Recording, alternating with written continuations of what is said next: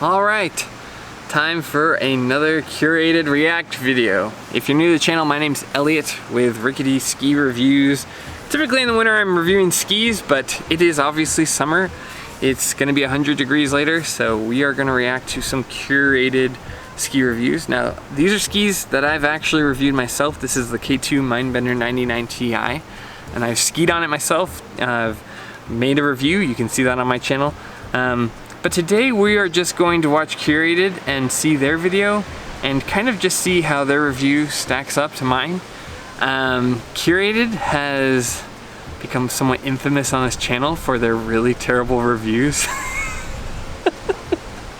I'm hoping today will be better. There's always this little part of me that is hoping that they'll do a good job, and every day that part of my body and my soul is crushed by reality. So got a feeling today's gonna be no different. Let's see. The edge control is unmatched. It's incredible. Hey everybody, Jake Renner here. Okay. Okay, are we starting off with a good skier and a good take? What? Is this Curated? Are you sure this isn't Ski Essentials? What? Dude, this guy with the red beanie not only out the gate had good skiing, but also out the gate like had a good take. They do have really good edge control. My man, all right. Okay, Jake. Okay, Jake from State Farm. Let's see. Okay, I'm only 9 seconds in, but so far, not too bad. Apparently I live in just the windiest place in the world right now. Okay, let's resume. Today I'm on the K2 Mindbender 99 Ti's. Beautiful day. I'm unaffiliated and unsponsored, so my feedback is unbiased. These skis rip, they are built to... Okay, already. Unbiased doesn't mean what you guys think it does. If you make a cut of me buying these skis through your link, you're not unbiased. You are incentivized to sell me the ski. I feel like I'm, you know, beating the oldest drum in the book here, but it's true. I hate that you guys say that all the time. Well, because K2 didn't give me money specifically, I'm unbiased. It's like, no. Even me, I'm biased. Like, I have stuff that I like and I try to not be biased, but it's like, dude, if you broke your leg on a pair of Atomics, it'd be hard not to think about that every time you skied on them. So saying you're unbiased all the time is kind of baloney. Anyway, let's keep going. Last, they are bomb-proof. These things grip edge like there's no tomorrow. You can see there's a Y beam here that stretches this whole... Okay, this guy skis like a park skier, but he's actually carving pretty well. The only thing I'm saying is gonna say right now from seeing that one turn is that you're a little hunched over, which is totally a normal thing with park skiers that I see. But just if you wanted to improve on that, like rather than trying to keep your center of gravity with your upper body kind of hunched over like that, keep it with your hip into the turn, and that'll allow you to load more on your downhill ski and get like a stronger, more full turn. Now you're still carving, you're still making it happen, but I guess just free advice, if you wanted to make it happen easier and more comfortably, that's how I would do it. But not bad skiing, just a little like bent over, I don't know. Not uncommon to see though. Ski up here, it plays with edge control, so it's really responsive, initiating those carves.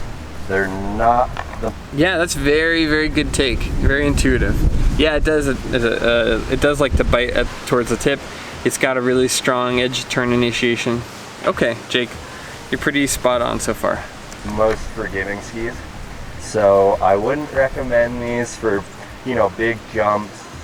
This is the power wall, and this really helps. Yeah, also true. It's definitely a heavy ski, and it's not the most forgiving. He's totally on the money with that one. Okay. Wow, this is Curated. Where was this guy for the other skis? I mean, he looks like a park skier, but my God, put him on the other stuff. He's definitely more accurate than the rest of the people. Helps the ski hold that edge underfoot. I can't say more about how much these grip. So as a hardwood, that Powerball statement's not totally accurate. A lot of it is like based on the flex of the ski, how it's gonna load, kind of some of that camber shape. That power wall is not doing really what he's saying he's doing, but I don't blame him. I think someone told him to say that. But in this core, you can really feel that torsional rigidity in a good way. These are also true. Yes, it is a very rigid ski in a good way, right? You're gonna load it, but you're gonna be able to stand on a stable platform. That's what I'm talking about. Like, the ski doesn't just totally give out on you like a shock that's fully extended. This ski, when you load it, it's gonna be like a stable platform for you to build pressure on your downhill ski.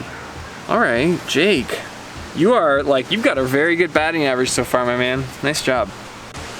Let's keep going. awesome. They rip. Today I skied the Mindbender on groomers, moguls. I went trees, and I even dabbled in some powder, and it excelled in all those scenarios very well.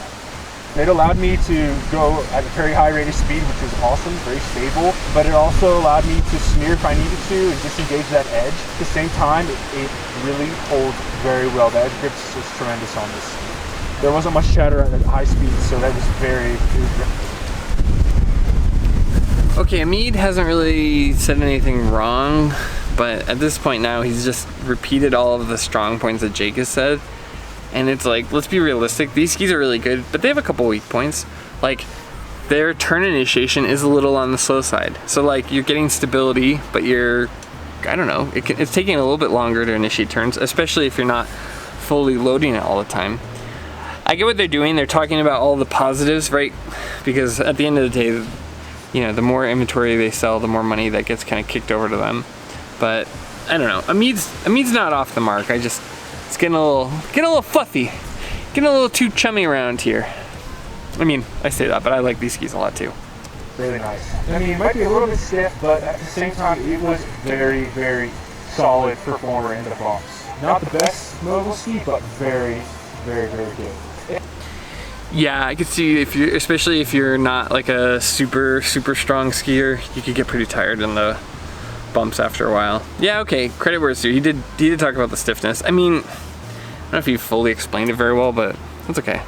And in the trees and tight trees, it definitely allows you to pivot and disengage the edge. There's not too much rocker on the tail, but it still gives you the ability. It's got some high-rise camber here in the middle. It still gives you the ability to pop up and turn quick. I really like what Amid's doing here. He's saying, okay, I've been told about these skis, like from what I'm seeing when I'm holding them, but that's not the same as what I felt when I was on the snow. And that's like really important to do, because you get people like Thomas or, who's the other guy? The guy with the purple and white jacket. Anyway, where they're just like, oh, well see, this here, this is making it so I float. And it's like, okay, maybe the ski manufacturer told you it's doing that, but when you skied it, what was it actually doing? And Amid's doing a really nice job of saying like, hey, it's got the shape, but you know, it doesn't look like it has a lot of rocker, but it's actually giving me a lot of options. So nice job, Amid. This is the 99 width underfoot, so it's a really nice sweet spot. It'll stay afloat on powder, so if you're looking for a ski that can handle powder, this definitely can take care of it. I had so much fun on this ski today. It feels like you're on railroad tracks. He didn't also like, I mean, he didn't really make a big turn there, but he didn't look like a bad skier. For the love of God, don't ever wear your goggles like that, though. Oh my God. Oh, I mean, I'm giving him props, so I'm giving them to him, honestly. You look like a total schmuck with your goggles like that. But the facial hair just tells me he doesn't care. I don't know. This guy is kind of a wild card. All right, Hayden. I'm gonna need to see some more turns, but and God, who told you to wear your helmet and goggles like that? Was that the director being like, we need to see your face? Fine, Mom.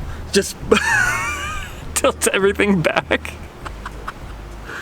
Okay, Hayden. Let's see what you have to say. You just get over and it goes. If you ski fast, you'll like the ski.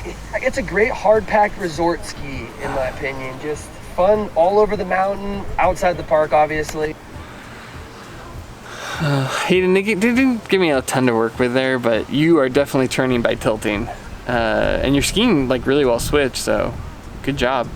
But if you're gonna show me a ski, show me you turning it, not just sending it straight down the hill. that gives me as a consumer zero information. You gotta like load it up, my man. I get you're probably just loading up for that switch, you know, to go switch or whatever, but you're just, it looks like you're straight lining this a little bit. Let me see the ski turn. And the turns you were doing were very tippy, like you're leaning your whole shoulder in. Skiing is not an upper body sport. You don't initiate your turn with your upper body, you do it with the pressure in your boots. So Hayden, if you want some free advice, focus on your feet rather than your upper body. I definitely say intermediate to advanced skiers would love this ski. If you're intermediate to advanced, then you're there we go. Okay. Comfortable.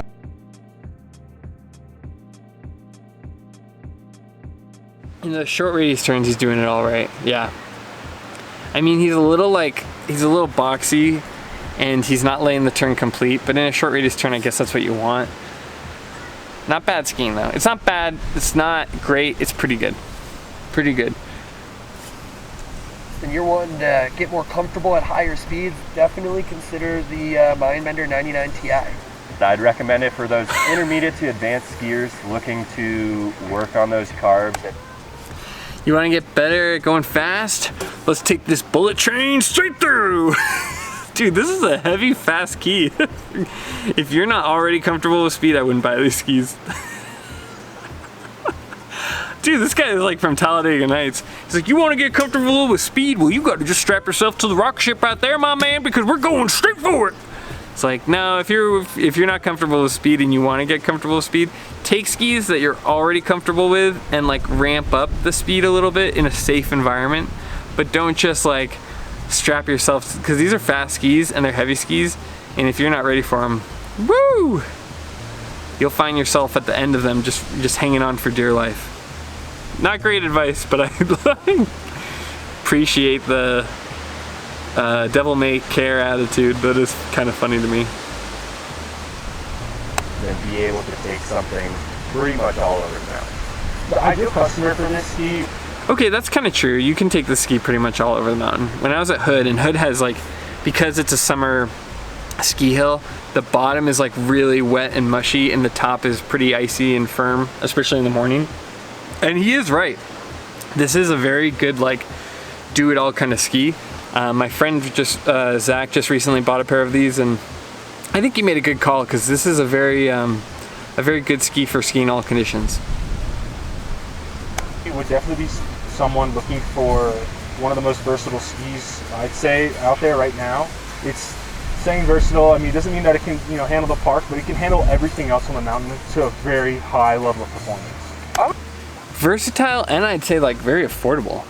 I'm seeing this ski for like under 400 in some places. I don't know if it is anymore, but like when they were really trying to unload inventory, this is one of the most economic skis. I don't know if K2 is just like not got great market share, so they're just trying to get skis in people's hands because they're nice skis.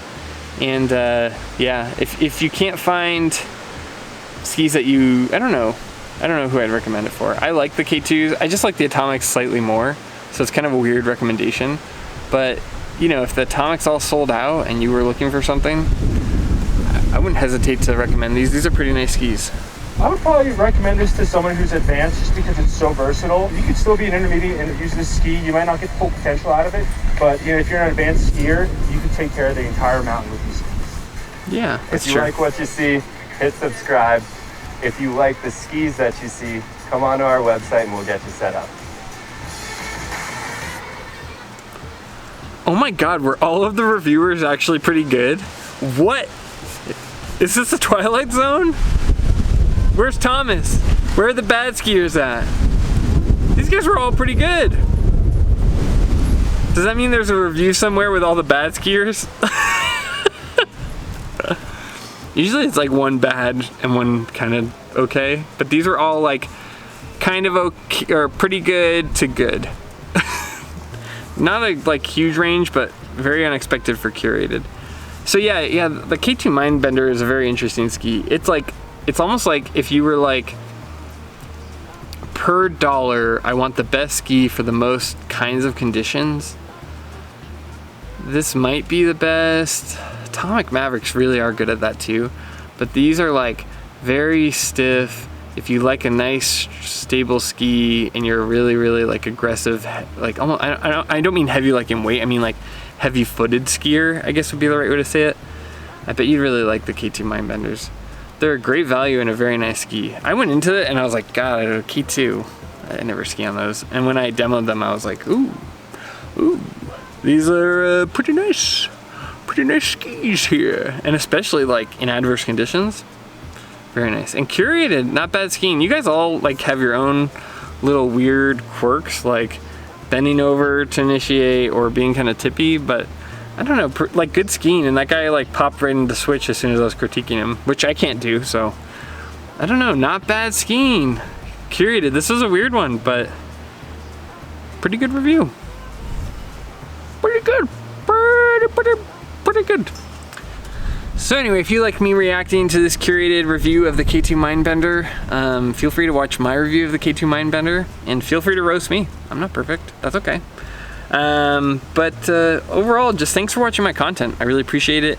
If you like this content, make sure you like and subscribe. If you want to make sure that you're seeing my content as soon as it drops, you can go and there's a little bell to get notifications. That helps me as well, and just helps you if you really like seeing this stuff right on time. Otherwise, hope you guys are all surviving. If you're in the Southern Hemisphere, I had one guy with New Zealand in his comment. I hope you're having a good winter, summer, however that works. And for everyone else, hope you're able to wait a few more months before winter is not as far as it seems. So anyway, thanks for watching. I'll see you in the next video. See ya.